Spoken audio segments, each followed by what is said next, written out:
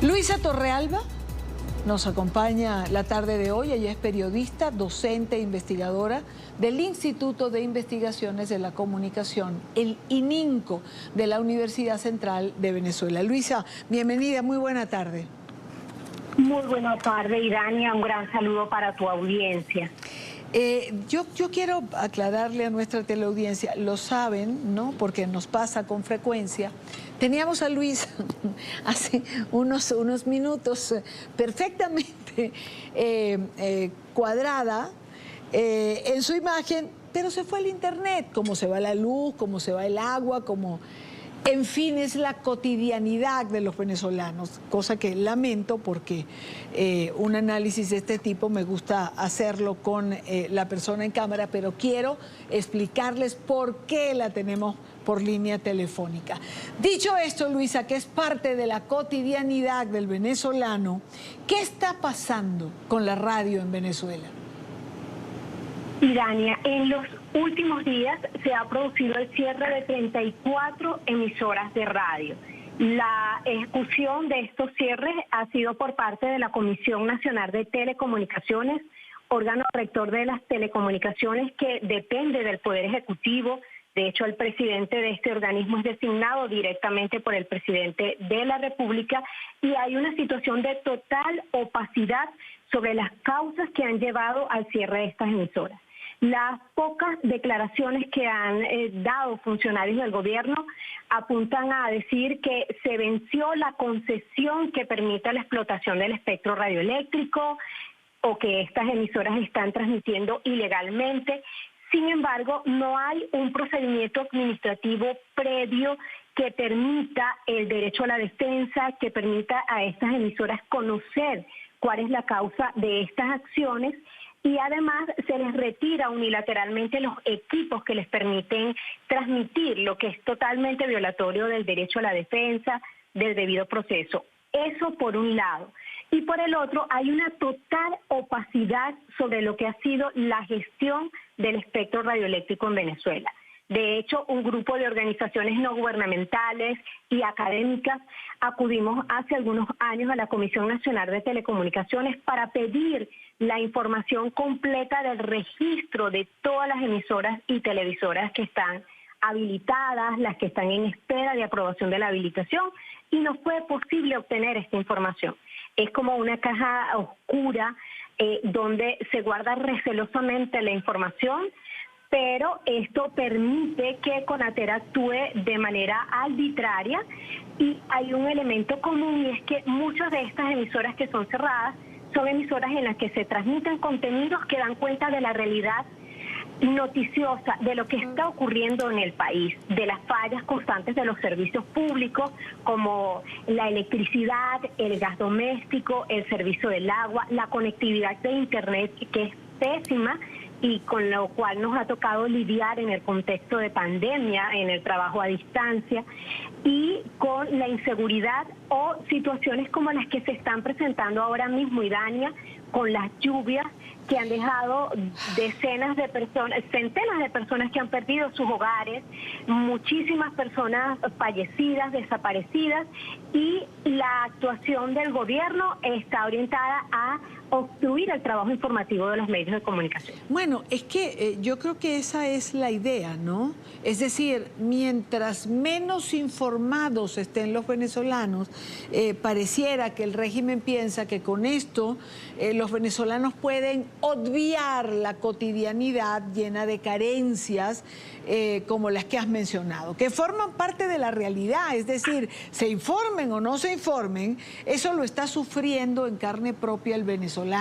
La diferencia es que cuando no hay estaciones de radio, el que está en Isla Margarita no se entera de lo que está pasando en Caracas, o el que está en Caracas no se entera de lo que está pasando en el estado Zulia, frontera con Colombia. En fin, no podemos tener la información general de lo que pasa en la geografía venezolana. Así es, fíjate que justamente con el tema tan grave que está ocurriendo con las lluvias, no hay información oficial sobre los niveles pluviométricos. No hay una información oportuna que permita generar lo que se llaman las alertas tempranas.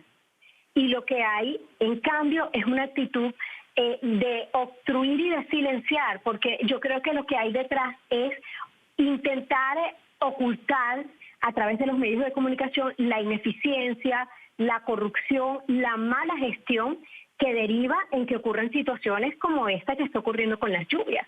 Se pudo prever, se pudo alertar, se pudo trasladar a las personas que estaban en lugares de riesgo a sitios más seguros y sencillamente no se hizo. Entonces, se pretende que al ocultar la información, que aunque nos las oculten a través de los medios de comunicación, la percibimos en la calle diariamente, como tú lo mencionabas, pero bueno, esta es la actitud, intentar silenciar cualquier crítica, intentar ocultar a través de los grandes medios de comunicación, los pocos que quedan en Venezuela, lo que está ocurriendo para tratar de asumir o ocultar la responsabilidad que hay en todas estas irregularidades y en toda esta problemática que está padeciendo Venezuela actualmente. Claro. Quiero saludar en esta parte del programa también a Carlos Correa, director de la organización no gubernamental venezolana Espacio Público, que nos acompaña también la tarde de hoy. Carlos, bienvenido, buena tarde para ti. Muy buenas tardes, un saludo muy cordial. Estamos en tiempo de lluvias y en tiempo de censura también. Sí, estamos en tiempo de lluvia y de censura, ambas muy fuertes, ambas circunstancias, o por lo menos las circunstancias que están dejando. ¿Qué está pasando con la radio en Venezuela? Te hago la misma pregunta que le hacía a Luisa Torrealba, Carlos. Es decir, 46 estaciones de radio, porque actualicé con el sindicato, con la página del sindicato, y decía 46. Luisa me estaba mencionando 34. No sé con cuál de las cifras nos quedamos. Bueno, yo en líneas generales creo que con que hubiera una sola cerrada es un caso muy grave. Absolutamente. Lo que ocurre es que el manejo del espectro radioeléctrico en Venezuela es tan discrecional y arbitrario que incluso los cambios ordinarios de programación, gente que quiere hacer transformaciones y que tiene la frecuencia y la está operando, en algunas ocasiones nos alertan y hace que tomemos datos. Nosotros estamos documentando y verificando cada uno de los casos. Nosotros tenemos un número menor, pero realmente eso no es lo relevante. Lo relevante es que sin duda el cierre de las emisoras de radio en el país este año es sin duda el problema más grave. ¿Qué es lo que puede estar ocurriendo? Bueno, expresión de un manejo discrecional y arbitrario del espectro radioeléctrico. Después se están dando unas transformaciones importantes en la estructura de propiedad de los medios, están emergiendo nuevos radiodifusores, entre comillas, que se están apoderando de muchas de estas estaciones, que algunas las cierran inmediatamente, salen al aire, como fue el caso del emisor en Valencia. Entonces y además creo que hay una reconfiguración del panorama radioeléctrico en el país de cara a las elecciones. Esa es la hipótesis que nosotros estamos colocando sobre la mesa y que estamos tratando de confirmar. A todo evento, hay que decir que las emisoras y las emisoras de radio y de televisión constituyen el 80% de los medios de comunicación que hay en el país, y por supuesto lo que está ocurriendo en el ámbito local es que cada vez menos hay acceso a la información. Hay una sequía muy fuerte, es decir, a pesar de que están lloviendo y son incidentes que conmueven, movilizan la solidaridad y quietan a muchísima gente, no hay información. O la información que se puede difundir es una información que cuesta un enorme esfuerzo conseguirla, y además de eso porque censuran, sencillamente acallan a los periodistas para que no se acerquen a hacer la cobertura de qué es lo que está ocurriendo.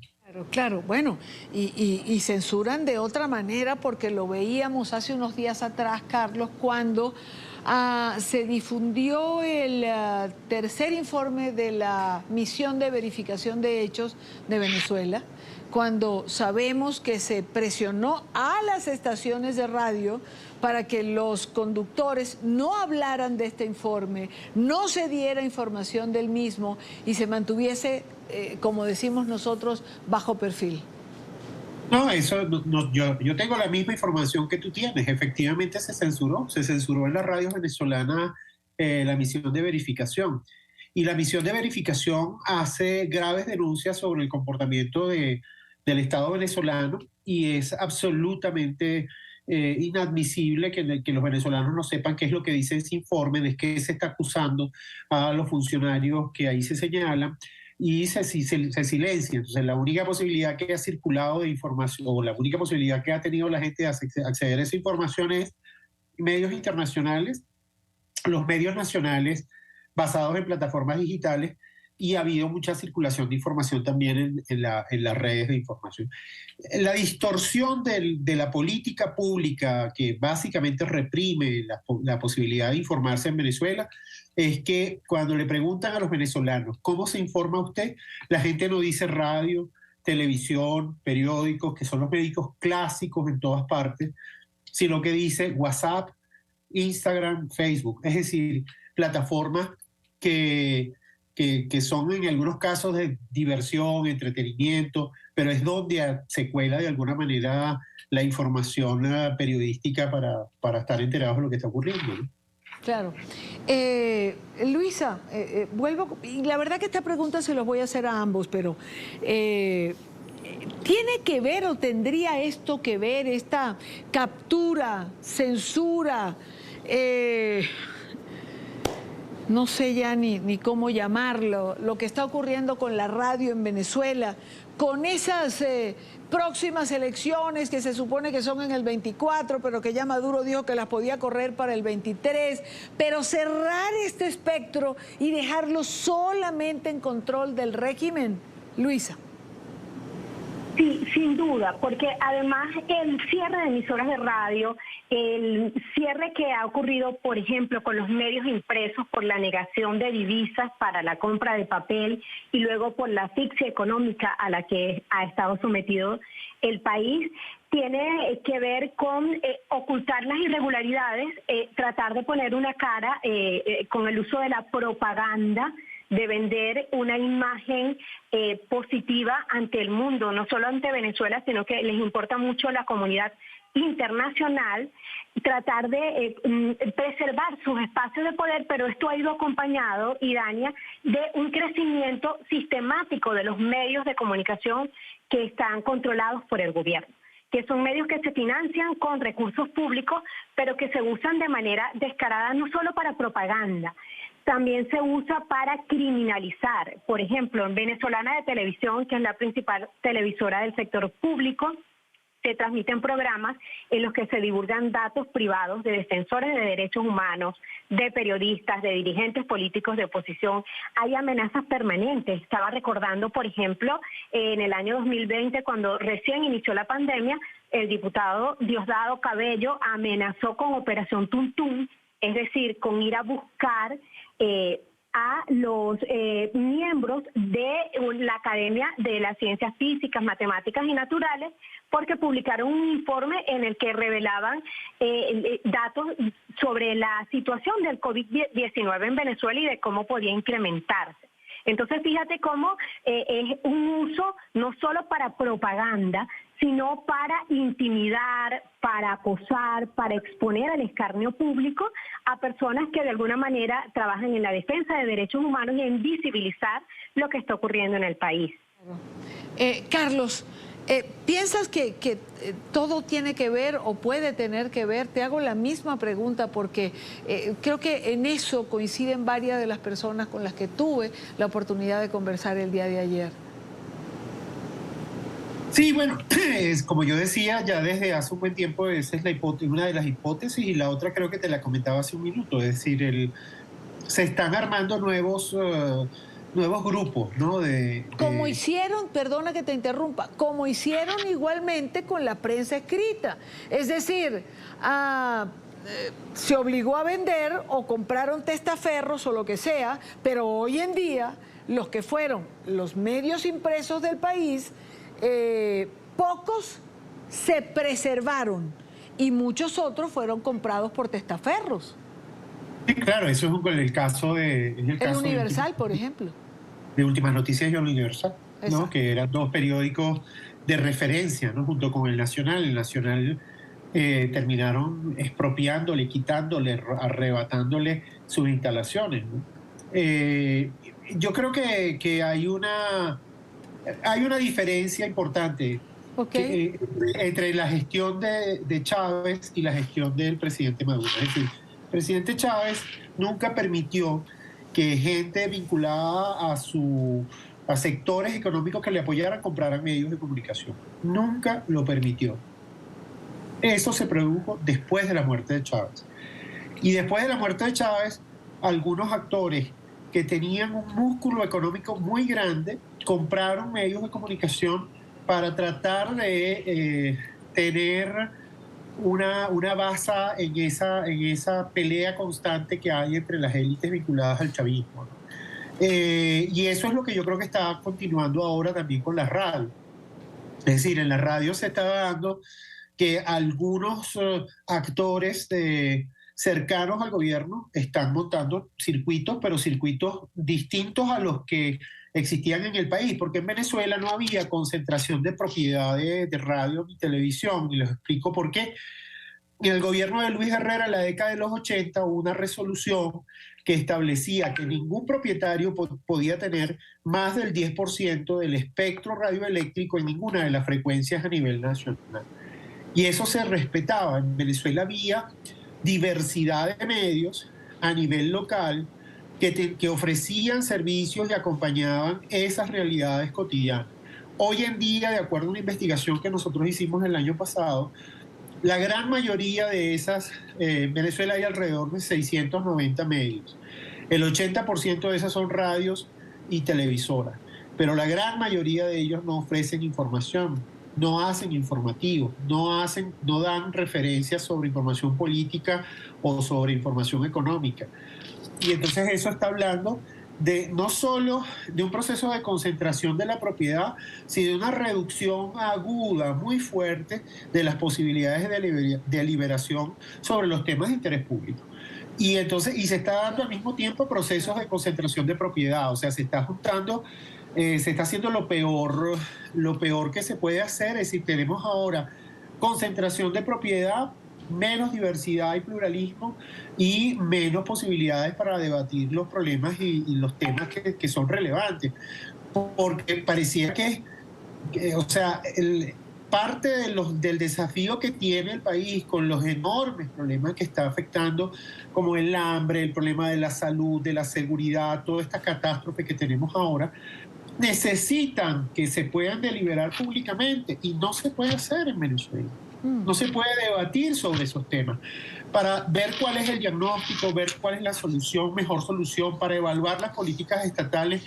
Entonces, la lógica discrecional y arbitraria trae los peores resultados. Y los peores resultados se ven cuando los datos nos dicen, no, hay 7 millones de venezolanos que están fuera del país. Y pensar, entonces viven diciendo que como si esa gente no tuviera una racionalidad detrás cuando decide emprender esa, en algunos casos, arriesgada aventura de salir de Venezuela, ¿no? Claro, claro. Luisa, ¿se incrementará este tipo de medidas en los próximos días? Lamentablemente parece que sí, porque ha sido la tendencia, ha sido sistemático, ha sido progresivo y cada vez es mayor la cantidad de presiones, de amenazas, de intimidación, que van desde un fenómeno interesante. Anteriormente, la Comisión Nacional de Telecomunicaciones mandaba exhortos por escrito pidiéndole a las emisoras y a las televisoras que evitaran hablar de determinados temas que podrían afectar la soberanía nacional, entre otras cosas. Recuerdo cuando dieron la orden a las empresas que transmiten en televisión por suscripción de sacar del aire a NTN 24 por haber dado cobertura a una protesta estudiantil que culminó con represión por parte de organismos de seguridad del Estado y en el que hubo fallecidos. Ahora se han sofisticado los mecanismos y ahora no es un exhorto por escrito, ahora es una llamada telefónica en la que te advierten que puede ocurrir un cierre del medio de comunicación si se difunde información que pueda ser crítica, como tú lo mencionabas, el informe de la Misión de Determinación de Hechos que evidencia graves violaciones de derechos humanos por parte de organismos de seguridad del Estado. Claro, entonces claro, lo que generan es que haya autocensura. Llaman directamente al propietario, al director, y le advierten que algún contenido que se está difundiendo es incómodo y obligan a que haya autocensura, pero no les basta, siempre buscan cualquier recoveco legal para intentar cerrar. Recuerdo en el año 2010 que se aprobó una figura que se llama providencia administrativa, que decía que las frecuencias del espectro radioeléctrico no se heredan, y en ese momento cerraron 32 emisoras de radio y 2 televisoras, y sin embargo hemos visto que hay una aplicación discrecional de ese marco normativo. Hemos visto cómo se ha producido la venta de medios de comunicación, y se supone que cuando se vende un medio